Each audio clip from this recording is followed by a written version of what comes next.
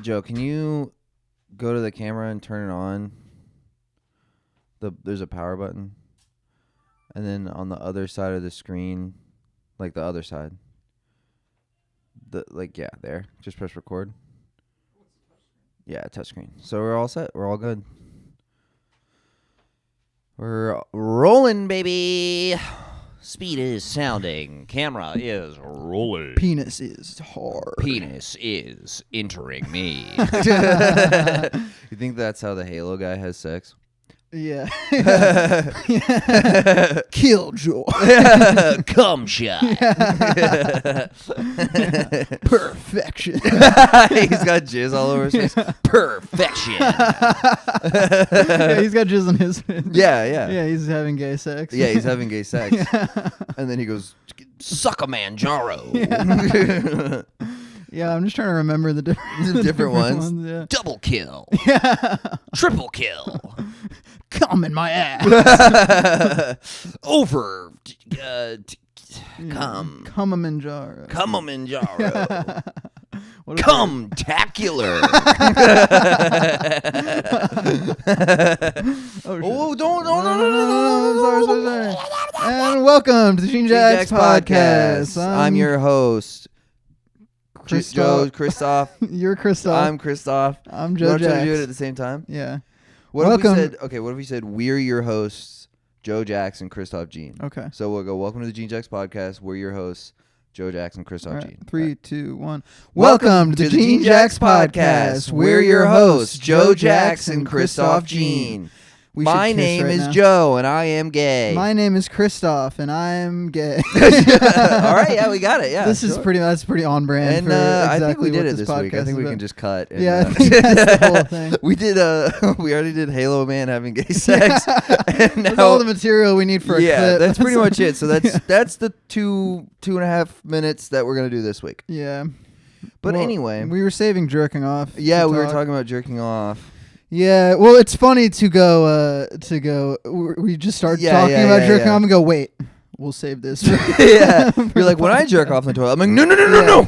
Well, it's funny all the other stuff we talk about that we're like, yeah, this can just be discussed in the air or whatever. Yeah. But then at the moment we're like, yeah, I jerk off while standing over the toilet seat. It's like, wait, hold on, this is too good. Yeah, that is good. Yeah. So you stand over it. Well, I've always done that because when I was a kid, I would jerk off I found out it's Yeah. the easiest thing to do is to go to the bathroom with my phone Mhm. and we'll let the shower run Mhm. and then jerk off into the toilet seat. Yeah. Standing over it. Right. Well, because I used to sit down, but Yeah. then I just started. I think I started standing in the shower Yeah. and jerking off into the drain, and that was kind of a good method. And then I just was like, I'm drier. I can use my phone better over the toilet. Yes. So I'll just You stand. use your phone while in the shower? I would kind of like have the shower pointed toward like the wall Right. or whatever, and then Yeah, I've start done jerking that. off. Yes. But then my phone would just get like dripped on still with it. And so I would just go out and then, but the weird thing to me is having to flush the toilet. Yep. And there's sometimes would be people sort of right outside the bathroom and I would always be self-conscious of them wondering why you flush the yeah, toilet. and I would have to come up with response like, oh, I just, I don't like to pee in the shower. So, Yes. so I go, Yeah. so I go outside. Well, I ran the shower while I was taking a shit. Yeah. Yeah, that's what I would do say. that. Well, but what's funny now is I can't come anymore because after my surgery, Yeah. I have the retrograde ejaculation. My dick doesn't Nothing produce comes any out. semen. So I still still stand jer- over I the still toilet? stand and jerk off into the Well, toilet. one day you're gonna jerk off and something's gonna come out, man. Yeah, maybe. And you're gonna be, I'm so glad I did it. That'd be funny. Because I'm going gonna come in a woman. I'm gonna be like, "Oh, this is the first time I don't use a condom." I'm like, I can't come. What's the big deal? Yeah, come and on, I just sugar. explode. Nothing comes out of me. I had cancer. Come on, let me come inside you. I'm like a little too low. Sorry, it's hurting my neck. No, it's okay. I still do use condoms too, even though I can't come. Yeah, Yeah, well, I guess it that's is for a guy disease putting his or- dick in your ass, so I'd put a condom on that. Well, I'm as well. putting a condom on even though I'm getting fucked in the ass. And Joe, they're like, you're getting fucked. Yeah. Well, I don't want to get any STDs. It was like ultra ribbed. For my pleasure. Look, I jerk off. I sit on the toilet. If I'm gonna do it in the I used to bathroom, do that, yeah. I'll sit on the toilet and Are you a nut. shooter though? Yeah. So do you shoot ever like overshoot like? on the Sometimes I'll floor? miss and I'll hit the lip, Uh-huh. and it goes over and it lands on the floor. Yeah, I don't fuck with all that. But if I shoot and I'm standing over the toilet, then I'm just gonna jizz on the front of the toilet. Yeah. It's kind of the same move. It's like the floor versus the toilet. What's better? It's like kind of the same. Yeah. Well, the toilet you just flush. Yeah, but I mean, like, say I have an arc of jism, you know, yeah. and it's in a line, then it's gonna get. I've done it where it gets basically up and over, and gets on the front lip of the toilet seat and on the floor. Yeah. No, I'm just a little. It just kind of Sometimes drips I don't out. Generally shoot. I mean, I do shoot when I'm with a nice woman. Mm-hmm. As it just. Is it because you don't jerk off as much before then, or? I don't know. I think it's more exciting. It's more exciting. No, I do think so. Yeah, I mean, when I used to be able to come, that was where I would produce the most. I feel, or when I'm wet dreams, I fucking explode. Oh my god, dude! Yeah. Wet dreams, that's like I piss my pants. Yeah, dude, it's crazy. And well, it's one of those things where I'll wake up in the middle of jizzing during a wet dream, and it's still going for another 15 30 seconds. Yeah, it's just you're like, what the fuck? Like a fucking it's like sprinkler, dude. It's like it's like a kink in the hose, you know? Yeah.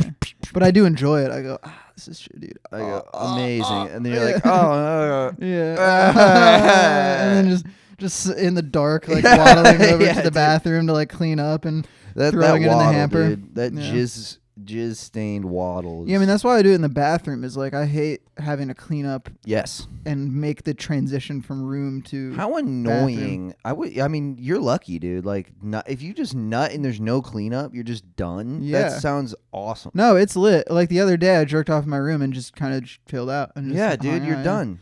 But then, well, there's a couple things. One is it helps. Not coming helps with sex way more. Yeah. Because I think it makes me last longer. It's just that, it's just my dick works a little bit differently now. Yeah. But also I can just fake an orgasm.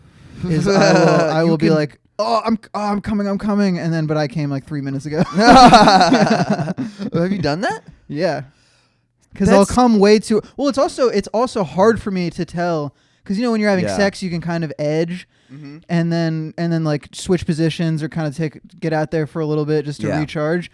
I found that I'm like, I'll do that, like I'll get out and just kind of be like, and then switch positions something, and at a certain point realize I'm like, I think I came. Yeah. Because I can't. There's no. Do I? Yeah, left nostril or right nostril. What a fucking embarrassment, dude. We have to restart. All right. You want to go over again? We're gonna no. 1, 2, 3. Welcome to the JeanJax podcast. We're your hosts, JeanJax and Christoph Jean. I don't even know if I got it right.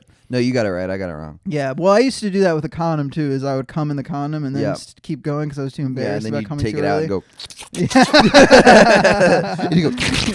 And they're like, Joe, what are you doing? Are you hungry? And you're like, no, I'm good. You just ate your own jizz. You sure you're not hungry? No, I like how it feels in my mouth. That'd be funny if she just thought you were hungry. She's not like, what the fuck? Okay. He's like, yeah, it's for our protein. Yeah, there's like actually 80 calories in a load. So you've tasted your own cum, right? Yeah. Yeah, me too. Yeah. When I was like a younger, just kind of like. Yeah, you gotta like get it on the. You go. Yeah, give it a little taste. I want to say it tasted metallic. No, I remember it tasting very salty. Maybe I did. Let's taste each other's cum. Okay, I'll just taste your cum. Well, salty. It might be a reflection of your diet. Maybe I had red meat and you had a bag of chips. Maybe. Yeah, salt and vinegar chips or whatever. I do have a much worse diet than you. Well, I mean, as a kid, I mean, sure, you know what I mean? I was eating like a fucking idiot, dude. I was a big fat fuck. Mm-hmm. Yeah, I mean, I'd have healthy little baby boy. Well, yeah, I was a tubster, dude. Kid, yeah. And so I think I'd have like generally healthy. It's like I ate a lot, including healthy food, but also ice cream and chips and bullshit. Yeah, all the time. Yeah, whereas if you ate like pineapples, your jizz would taste like fucking delicious. Yeah, pina colada. It's very funny after last podcast. Yeah. Just being so contemplative. It's very funny that the next week we've lost God. Yeah. In the time between now and then, I think we've lost God. We've strained. What's the word? He's not fucking real, yeah? He's a fucking myth. Yeah, he's a myth, innit? Yeah. Oh, God in the sky, what's he doing up there? Having a fucking laugh? Cameron is such an interesting guy to me. Yeah. Because I was explaining him to, like, Spencer, and I was like, yeah, he's not, like, because we know other Christians who are just so weird. Yeah. But it's like, I feel like Cameron... Like just seeing him just get fucked up and smoke cigarettes and, like, all these people we know that he's been on dates with. Yes. And it's like, dude, it was fun going out with him. Yeah. Dude, he's just a little freaking slut. Yeah, bro. He's a little He's a little reverend slut. Yeah. Dude, he should be fucking Minister Pussy. Get her. It would be funny to watch his sermons and it's just about getting pussy. Yeah. He's like, the Lord wants us to fuck. To fuck. Yeah. Why would he put pussy there if I wasn't supposed to fuck it? Yeah. He left pussy right there for me. And God said, ye be in that pussy. Did you get drunk that night? No. I want to see you just get faded, dude. I couldn't justify it because one, I drove. Two, I was... Well, not even that night, but I'm going to drive you. Yeah, drive me around, squire me about the town, and I'll get fucking up, dude. Hammered. Well, I'm trying to think of the next logical time I would get drunk. I know in October I'll get drunk for sure. Mm-hmm. I wish I could I can't really get drunk in Austin. Why not? Because we have the show Saturday, September 17th, in Austin, Texas. And link in my Instagram bio for tickets. Because the night to get drunk would be Friday, because we are in town for that night and we're seeing a concert, and then we're seeing Black Midi, any Austinites. Yeah, I gotta listen to the new album. Dude, it's great. Yeah, it's really, really good. It's really good. It's really good. It's all like conceptual. I mean, I just enjoyed it sonically. I couldn't tell you precisely what words were coming out of his mouth. No. Yeah, he's like, and a fold and they made a line of bees made out of cheese. And you're like, that is Black. And then it's like, bam, bam, bam, bam, and I'm like, dude, it rules. I love it so much. So that would be the night. Would be Friday, but the problem with that is we have the show the next day, and I can't just justify being hungover for the first half of the day and not like prepping for the show and being in a good headspace for the show. Yeah, that makes like, sense.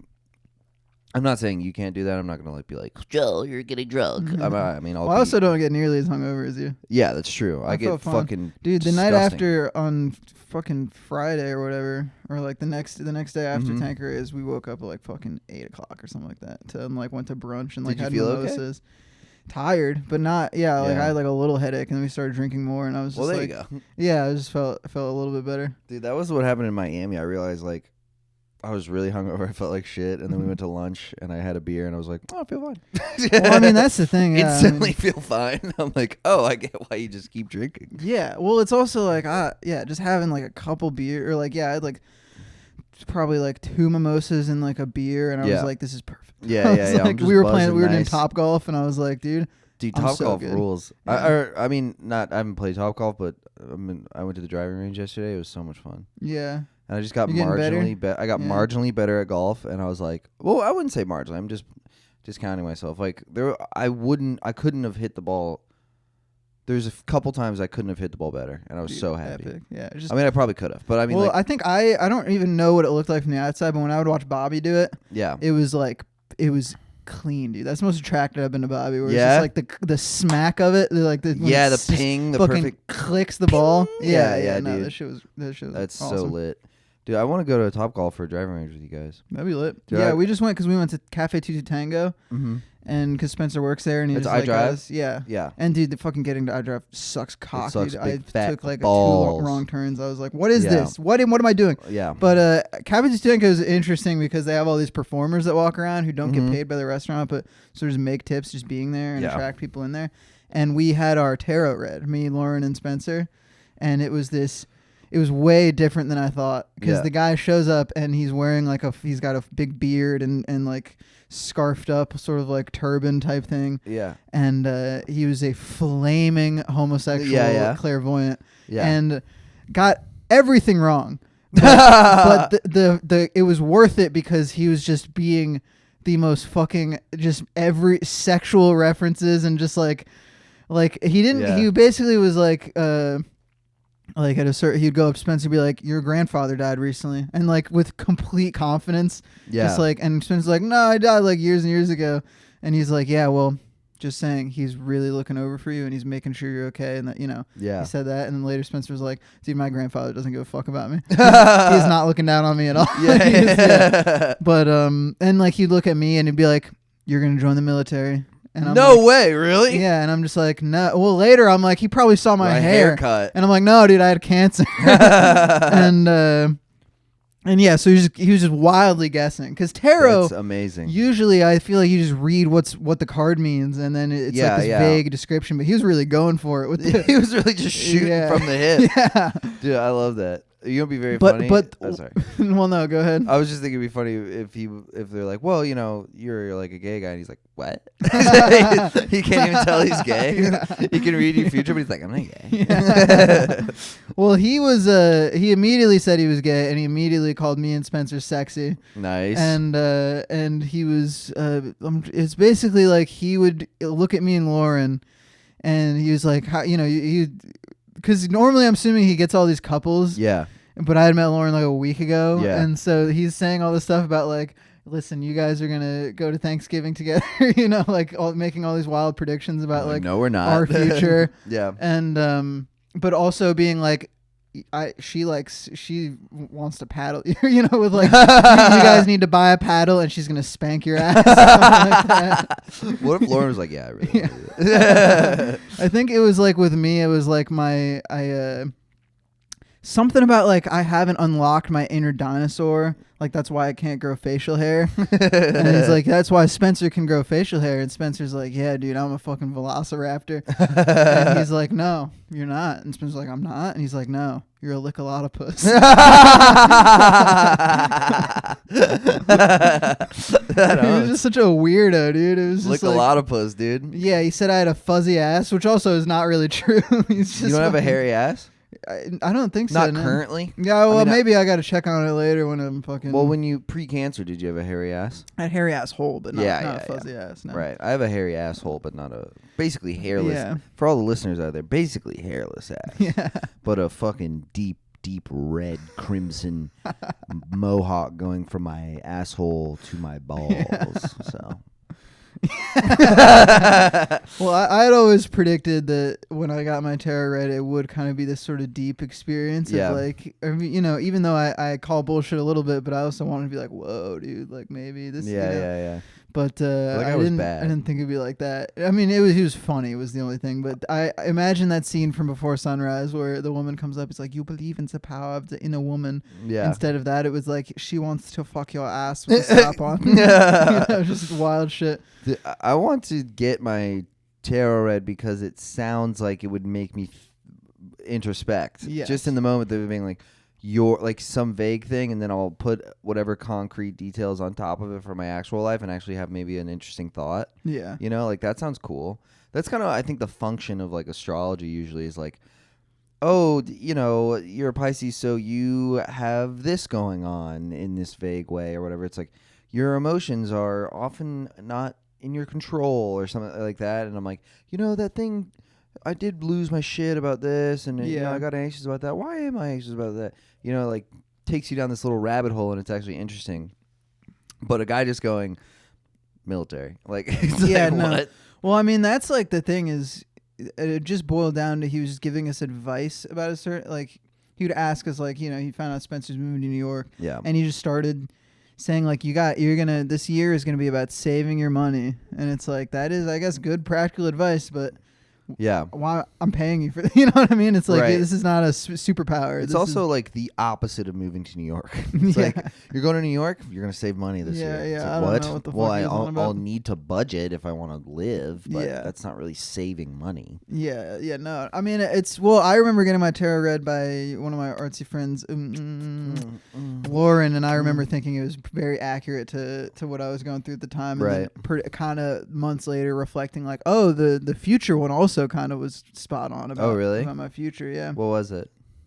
I think it was years ago. It was like when I was chilling with Lexi, and I think it was like, this is your past, and it was like, oh, that's pretty true. And it's like, this is where you're at now, and I'm like, that's exactly where I'm at right now. And it's like, your future, someone's gonna come in and change everything. And then later on, I'm like, oh, that did kind of happen like a week later or whatever. And it's like, I mean, obviously these are pretty vague. It's like, okay, you had a traumatizing event, or this something bad happened to you within the past 3 months. I'm like, something bad did happen to me. Yeah. My favorite show got canceled. Yeah. Or fucking, I got molested. You know? It would be wild if he was like, you got cancer, and I'd be like, I don't know how you knew that. But yeah, that'd be pretty good. What if you were like bald with no hair and you're sickly and you're in the middle of chemo? You got cancer. Yeah.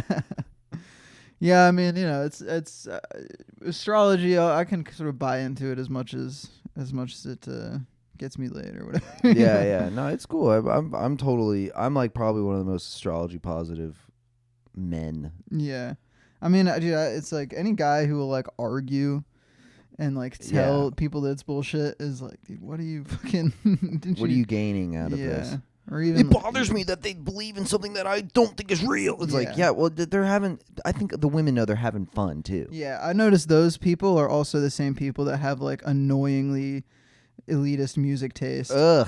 And they're like, dude, this fucking throwback sucks. I'm gonna play some black metal. You suck. And I'm like, oh, dude, I'm totally into death metal. And it's like, this is actually power metal. It's like, dude, that shit hella gay. Yeah, that shit is mad gay for sure. Anyone who's like a stickler about genre, I think that mainly happens in metal. Because there's like 19,000 different kinds of metal. Mm-hmm. This is thrash. This is boo boo. This is poopy. This is koopy papa. Well, it is that identity thing. It's yes. They have this. They associate these things with like who they are as a person or whatever. Right. And it's like so it needs to be more rigid. Yeah, or they feel. I don't know. I mean, I never really understand getting annoyed at people playing music, like like being like, this song sucks. I don't think I've ever. I can't remember the last time I was like, turn this off. Right. That's such an awkward thing to do. to tell somebody what they like sucks. I would never like, speak on it. Yeah, I'll definitely have that opinion, but to be like, change it. Who the fuck?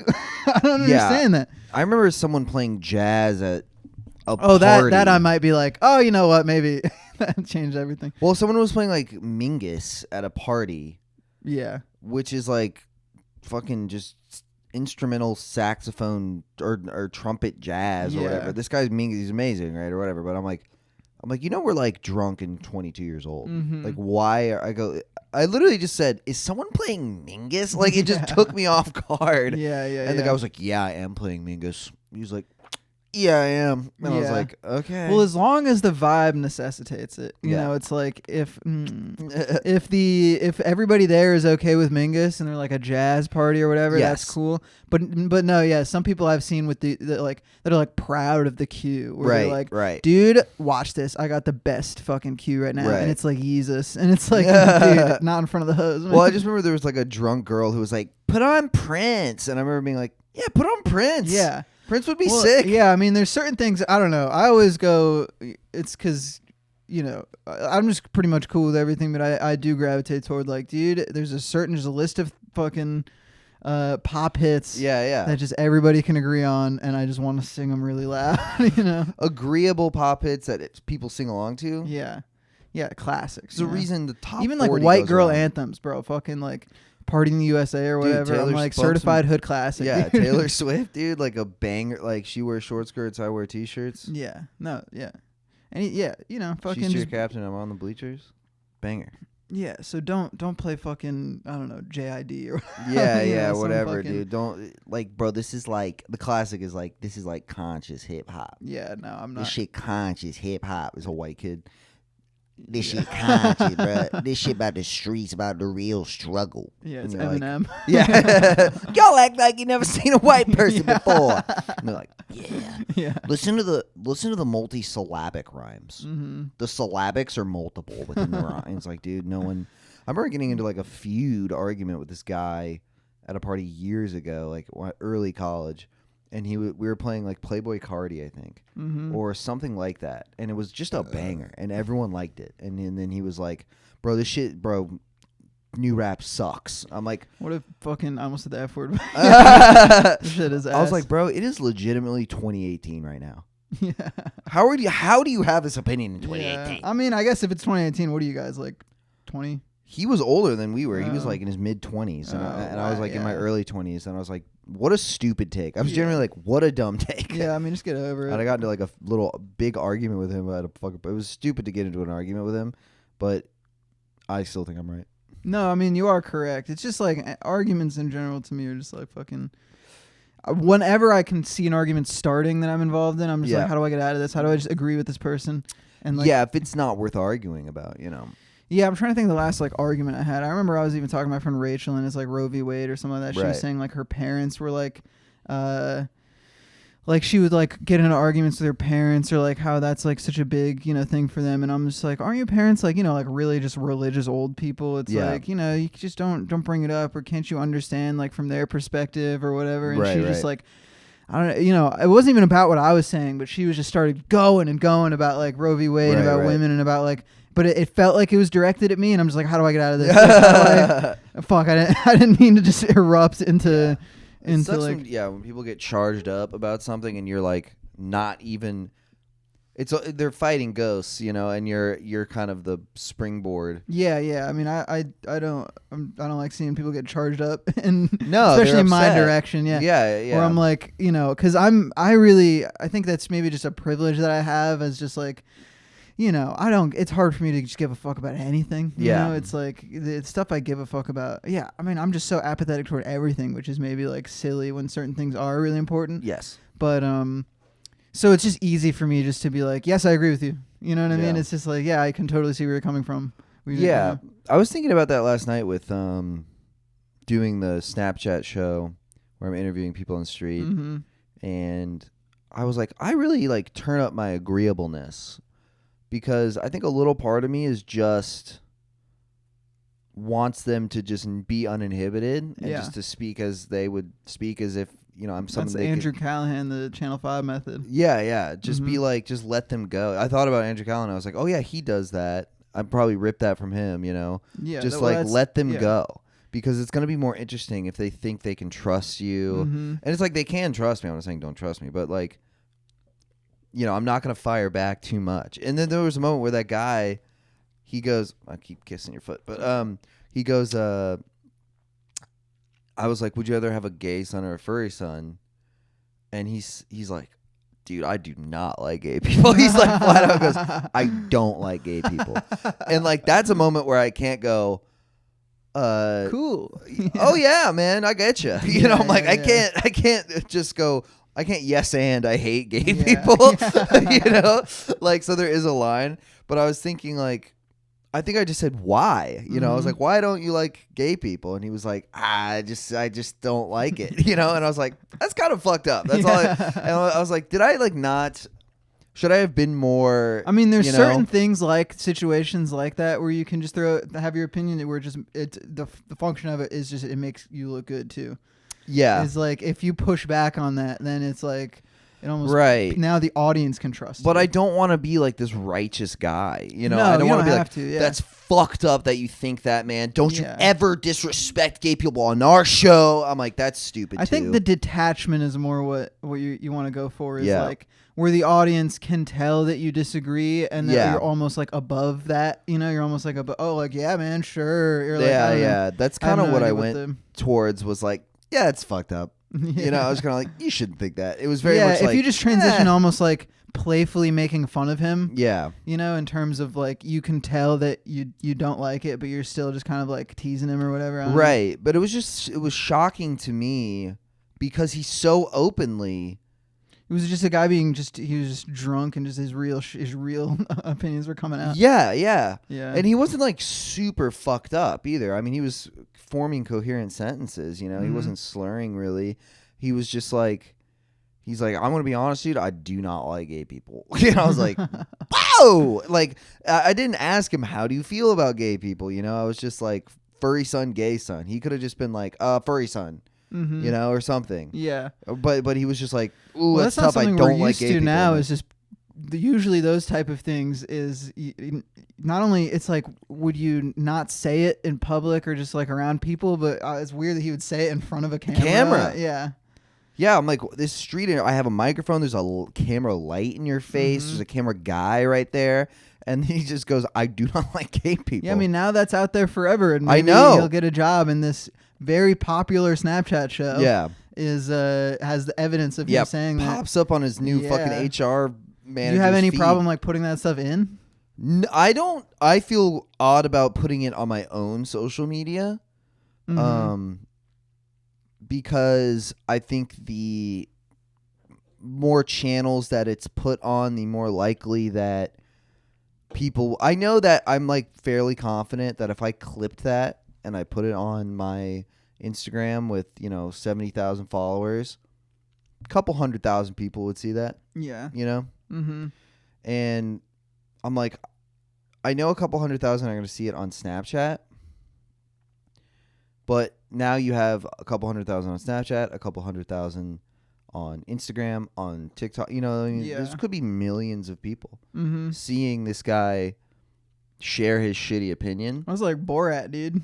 That's like he goes into the RV and these guys are just like, women should be slaves. And it's like part of it is the sort of like, you justify it by saying we're exposing their shittiness. Yeah. But at the same time, it's like, you're also like publicly shaming these complete strangers. Yes.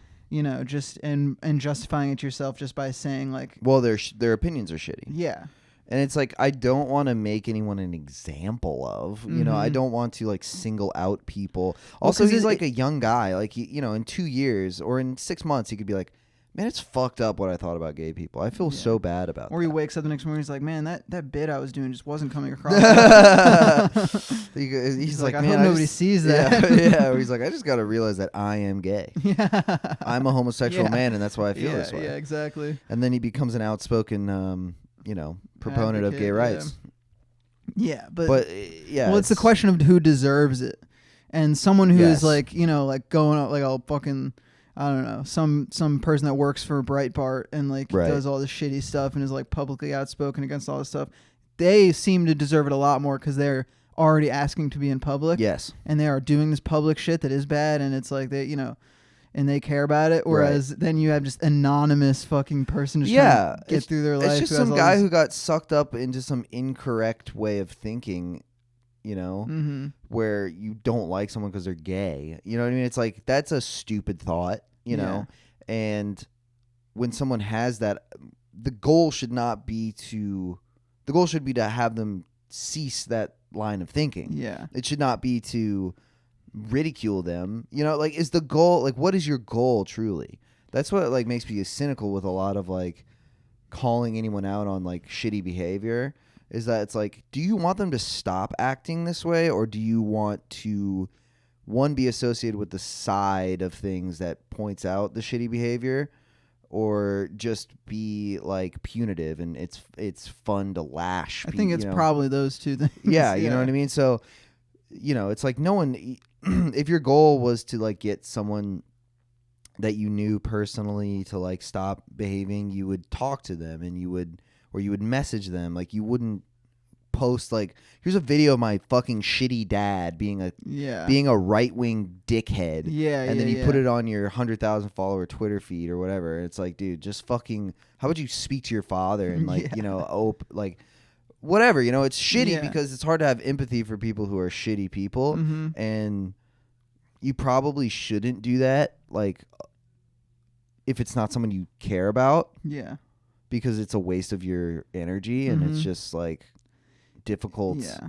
I mean, for no reason. It's hard to be like, just as a human being with all of these just sort of mistakes that you can make in your life, or the wrong people you can hang out with, or be convinced of certain things that, or, it's like, it's so hard to know how to be correct. Yes. Is to say the right stuff and do the right thing and to act the right behavior, right. And like to have the right behavior. And so now it seems like people are getting very comfortable convincing themselves of what's correct and what's not. Yes. And then in order to do that, to sort of like, have this conquest of purity or whatever. Right. Like, I don't know.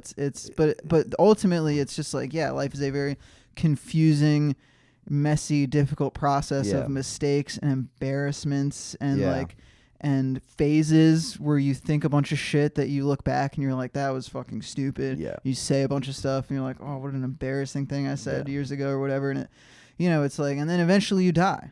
and so why are we wasting our time fucking, right. Like trying to be correct. Be correct or punish other people for being embarrassing.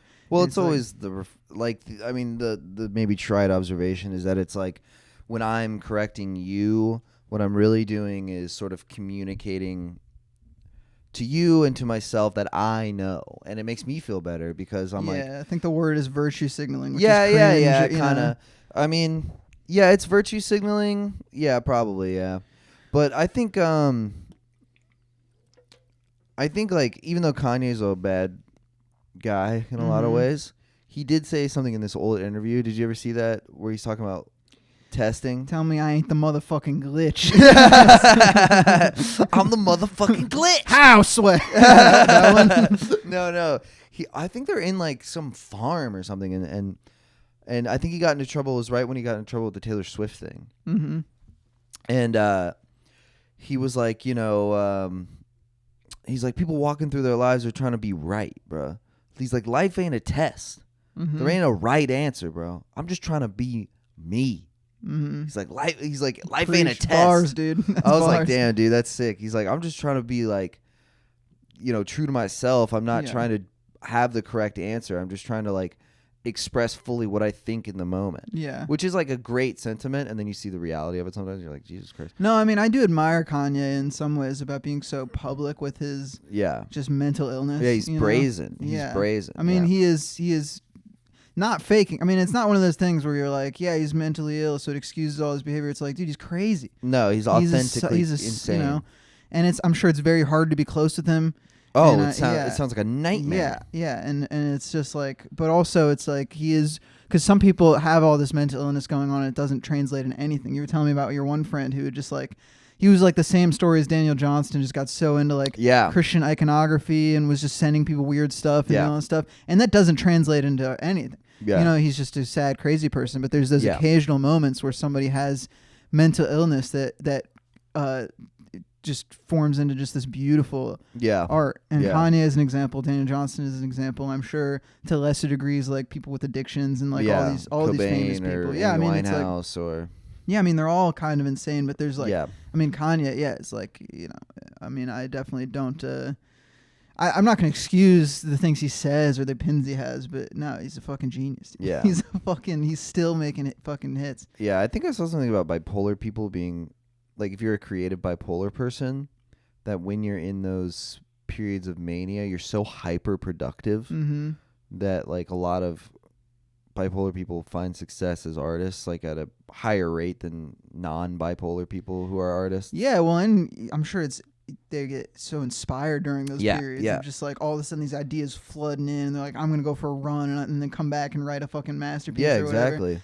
Or, just we're going to the fucking moon, dude. We're going And you're dead set on it, and you're super convinced and confident, and you make the thing. Like, it inspires a delusion that's sort of necessary to make art sometimes. Mm-hmm. And then then it flips, and all of a sudden you're like, I hate myself. I'm being alive. Yeah, it's like all it's this so is bad. Fake.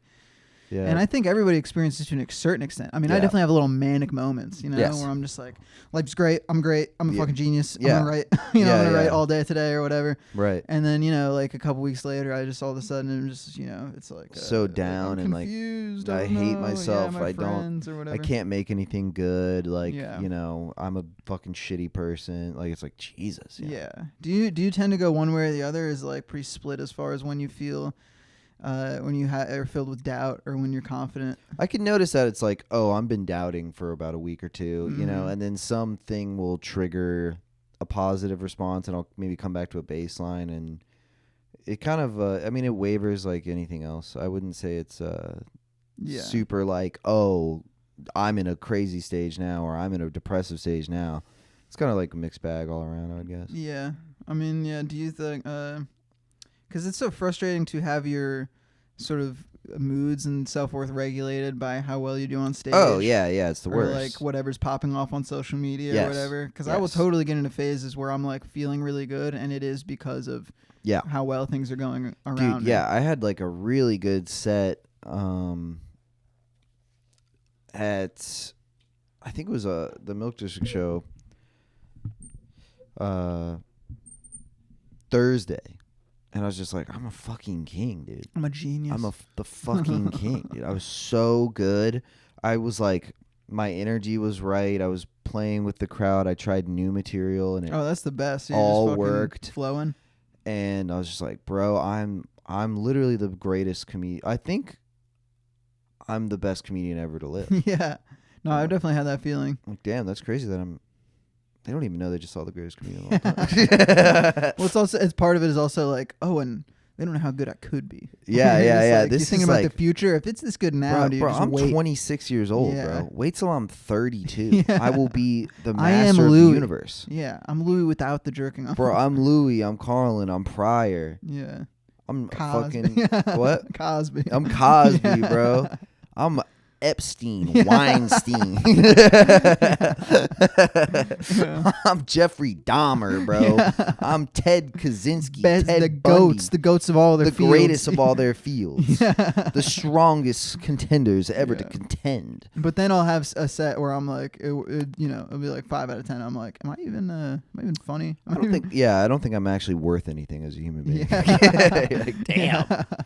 I'll have like a mediocre set with stuff I believe in, and the believe in stuff doesn't work, and I'm like, oh no. That was my good stuff, and I got a fucking 40%. I'm like, oh god. Yeah. And it wouldn't even be like on the audience, like it was a good night for everyone else, dude. I just did not do it right. I just fucked up. There's just no excuses. Yeah, I just stink. I'm just not good at stand I'm up. literally like, that's the worst, when like sometimes I can at least create valid excuses, like I don't feel Everybody good. else did bad, so you can kind of forgive yourself. Right. Everybody else did bad, or like I'm exhausted. I drove from Atlanta today, like whatever. Yeah. And I can be like really non-judgmental to myself. But if the non-judgment has to come from sometimes you just don't do that good, and it's okay. It's okay to fail, and it's okay to just swing and miss. Yeah. Or if you didn't swing at all, because I think there is so many. When I can talk about comedy like this sometimes, and just always think like, this is exactly what we're saying about comedy. I think applies to just regular life too. Yeah. Like my regular life, it's like, I can even think of like, just mistakes I've made in life, or like embarrassing things I've done or said. Or just outright, like mistakes, It's just like, I did a wrong thing just then. And then, you go, sometimes you just aren't as good as you are at other times, Yeah, or just even, it's also like, I don't know why, like, I get hung up on this, like, am I just like some kind of narcissist who can't accept myself as fallible?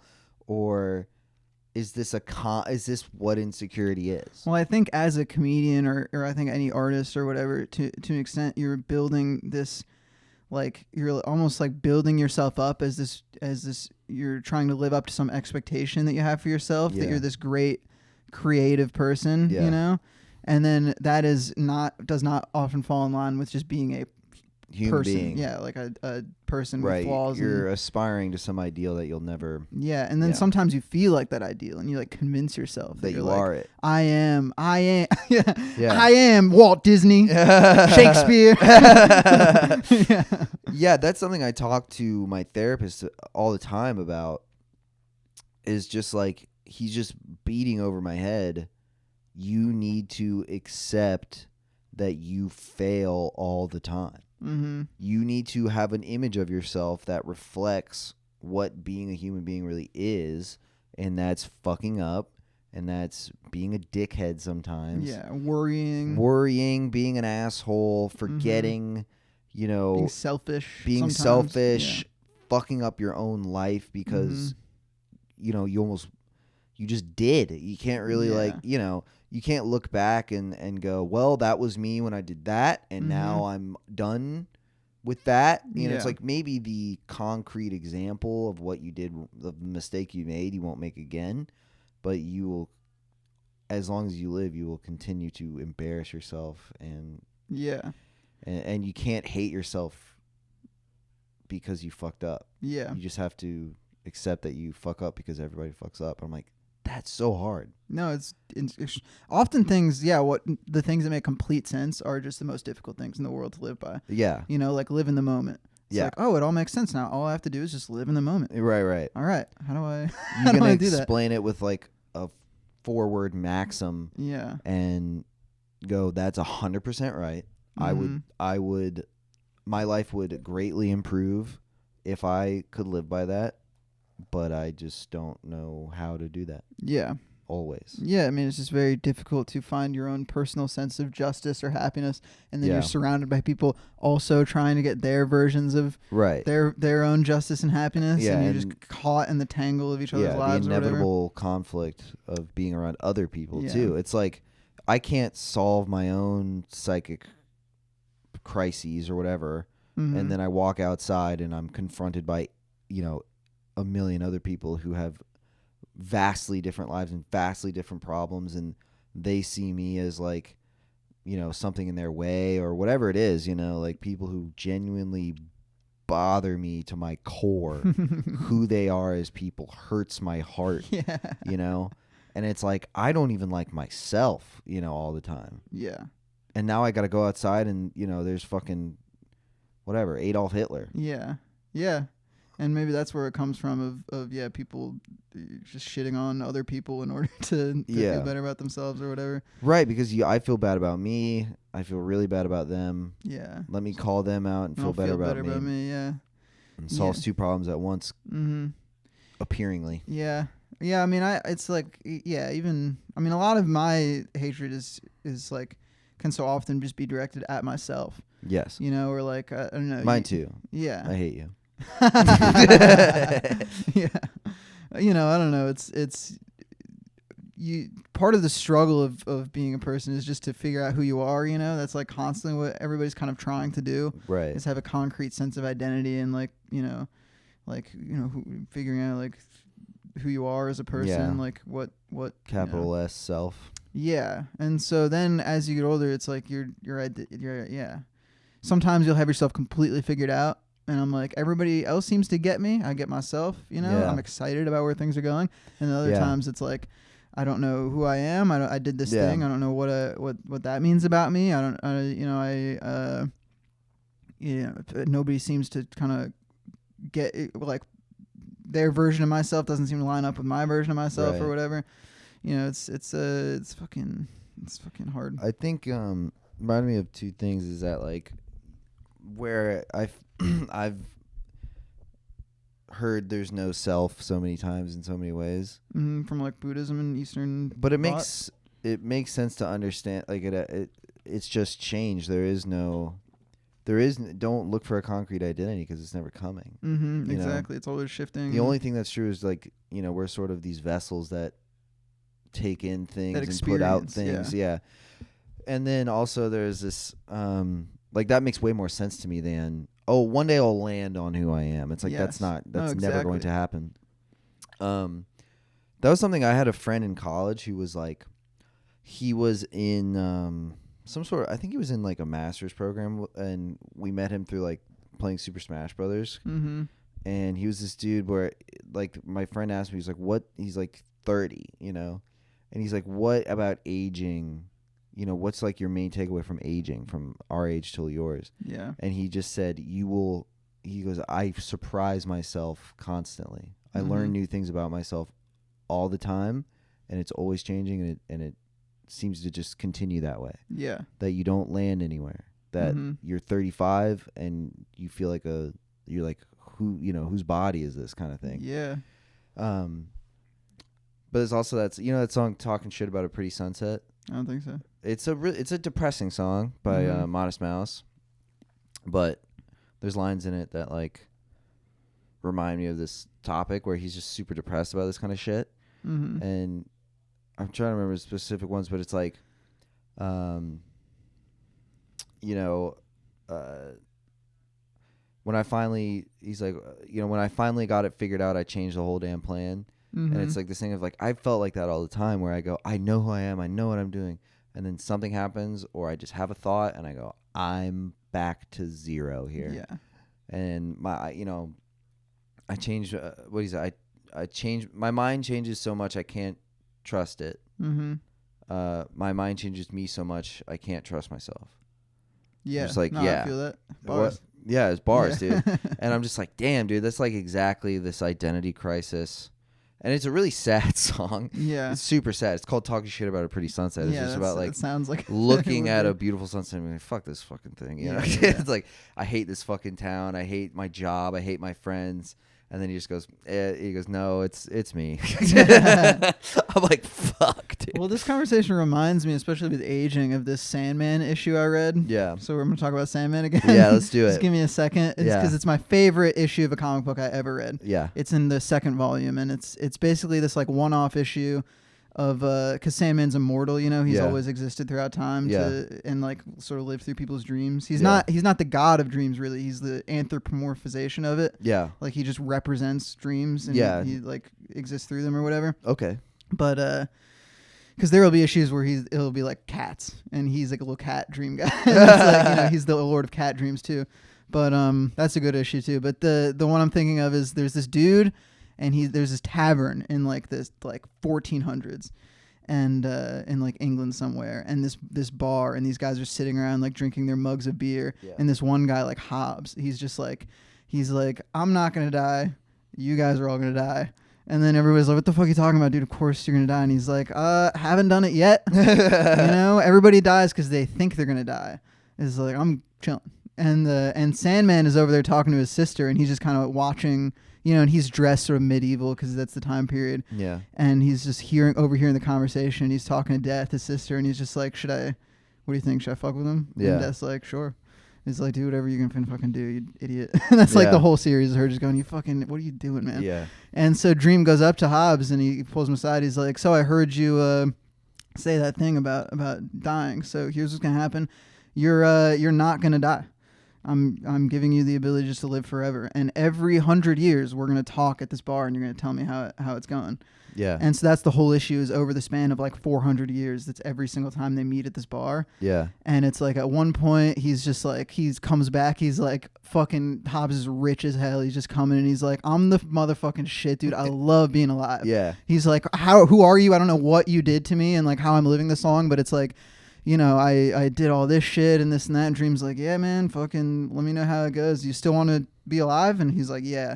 And then like 100 years go by and he's all emaciated and he was like a slave for a while. Whoa. And he's like, they thought I was a witch because I like stayed in this one town too long. And like they fucking tortured me and did all this shit. And Dream's like, that sounds fucking crazy. You still want to do this? You still want to be alive? And he's like, yes. He like would always be like, yeah, I want to keep being alive.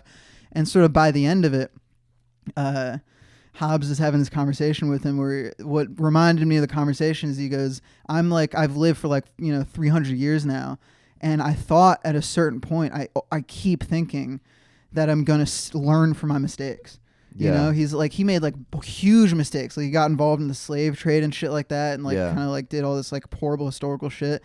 And he's just like, the older I get, I don't stop making mistakes. I just make other mistakes. You know what I mean? It's never like I reached this point where I was like this perfect person. Yeah. And then the issue ends where it's like he eventually accuses Dream. He's like, you're just a fucking loser, dude. It's like, why are you even doing this to me? You just want somebody to talk to. That's my theory. I think we're friends. And Dream's like, how fucking dare you, dude? Damn. We are not friends. I'm a god. Fuck you. And then he's like, all right, man, go fucking, stew. And then Dream leaves in this big huff. And then finally it's like modern day. It's the 70s. It's a cafe now. And then Hobbs is sitting there and Dream comes up. He's like, what's up? He's like, oh, you're here. And it's like, yeah, I wouldn't keep a friend waiting. And it's like this beautiful thing. But that's like, yeah, I mean, Hobbs had it so tough just living forever.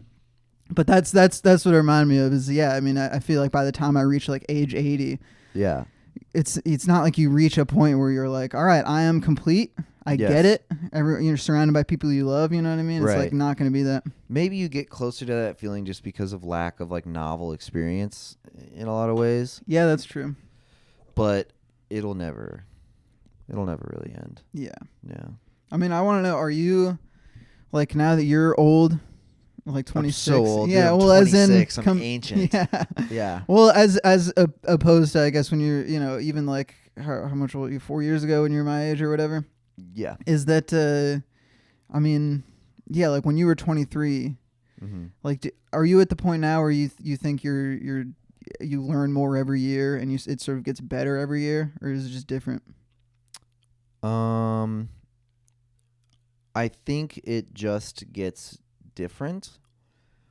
But what I can say very positively is that there's just been growth in who I am, and like I've gotten better at being social. I've gotten better at relationships. I've gotten better career-wise. I've watched it happen. Yeah. Yeah, I guess I have known you for like 4 years. I've gotten, I'm even like little things that aren't little really, but just being in better physical shape, and learning new skills and in the broadest sense, learning new skills, even if it's like the skill is calming myself down when I'm anxious. Yeah. It's like I've gotten better at that. Mm-hmm. So you can look at all these things and go, it's not like I have less problems. I think to give Jordan Peterson some credit, he did have an analogy that I think is right. Is just that if you're trying to be a great weightlifter, you don't lift the same weight over and over and over and over again. It always adds weight, and it always feels very difficult to push it up again. Yeah. But you're pushing up 25 instead of 20. And now you pick up the 20 and you're like, oh, this is fucking. And this is light work. Mm-hmm. But I need to pick up the 25 now. Mm-hmm. Yeah, it almost feels like zero. Or not at zero weight. I mean, it almost feels like you're at zero. Yeah, because you're putting in the same amount of effort. Yeah, hopefully. Exactly. No, that's hopefully. a good metaphor. I like that. So you're in like a good place right now? Yeah. I mean, I was going to ask, how do you feel about going to New York? Like when you say it's like you're having sort of emotional conversations or I mean, it's like, are you worried about it? Not right now. I'm not too worried. Not acutely worried about it. I'm worried logistically about it right now in terms of getting rid of things and moving and housing and the process of moving and finding housing and that sort of stuff is more on my mind. The like emotional aspect to it is very abstract and just in my mind, like imagining how I might feel. And like, I know I'll miss you, and I know I'll miss my girlfriend, and I know I'll miss Jake and doing comedy here, and I'll miss Ross and the dogs. I'll miss all these things, I know, but I don't, it makes me sad to think about it right now and say it, but all that stuff's there, but it's not so acute because it's a future. Because it's in 2.5 months. It's not now. And I have so much to look forward to in the time being. Like, we're going to Austin, 9/17. We have a show. Mm-hmm. And my sister's getting married, and my friend Ross is getting married. And there's Halloween, Yeah, do you go trick-or-treating? We're going to go trick-or-treating, bro. There's just so much fun to be had. Mm-hmm. And so much, I don't know, just like fucking love to give. And it is, you're just living in the moment, and it's like, the future's the future. Yeah, I'm trying my best to live in the moment, and just I'm definitely in like a transition period, even just seeing you or Spencer leave. Yeah. And then it's like, my life will certainly change a lot, even just being in a new house. It's like everything sort of looks different around me. Yeah. I'm sleeping in a different room. And so it is strange to exist in the present. Yeah. And to go, okay, so in this amount of time, shit's going to be way different. Or like this person's going to leave. Right. Even like, being with someone in like a relationship-y type setting there is an expiration date that is within like a few weeks, So it's like that. It's so strange to live in the present while being worried about the future. Right. It's like this because it would be perfect just to not even worry about anything, just to not even fucking, sweat it. And most likely everything will be fine. You know what I mean? It's like everything will be fine. We're both going to be fucking wherever it ends up. It's like you just kind of accept it and go, and you're not going to be like, I wish fucking this went differently or whatever. It's just like, it's always been hard for me in my life to transition. I think change has always been so fucking difficult. Yeah. Where are we at? You still got time? We're right at an hour. Oh, okay. I just know the camera's has 20 minutes of battery left, so that's my only concern. But we have 20 minutes, so we're fine. Yeah, I mean, just like moving is hard, and fucking relationships are hard. It's just like it's all very hard. Yeah, but this is the way I'm trying to think about it. Is just like it's a rough transition, and I am going to transition away from it. I'm not quitting cold Turkey my friends and never seeing them again. Mm-hmm. It's like, I'm going in November, and I'll probably be back for Thanksgiving, and then I'll probably be back for Christmas. Yeah, that's always that's like moving away to college or whatever too. Is like I'll be back. still seeing the old homies, fucking doing all that. Yeah, and I think no matter what. Oh, I thought it was flashing something scary. Just no matter what, even if it all goes away, Mm-hmm. even if it would be tragic, but wouldn't trade a thing. Mm-hmm. Yeah, that's how it goes. That's with any transit, like, relationships, it's like the thing of like when it ends and it's so tough and it's fucking, you're like missing them and it's, seeing them move on and you're looking back on this period of your life and you're like, yeah, do it all again, Do it or all like again. whatever. Yeah. No, I'd say that. yeah. Yeah. Any closing remarks?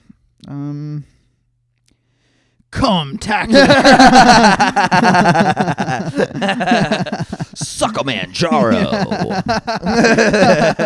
Suckamanjaro is good. I was thinking we call the episode Suckamanjaro or Lickalotapuss. I really like Lickalotapuss. Yeah, let's go on both. Let's go like Birdman. Yeah. Well, the other one in parentheses. Suckamanjaro, parentheses, Lickalotapuss. That could be a kill streak in Halo. Lickalotapuss. Yeah. Well, hell yeah, brother. Yeah. All right, well, that's the podcast, baby. That's baby girl. That's it, girl. Mm. Oh, yeah, fuck.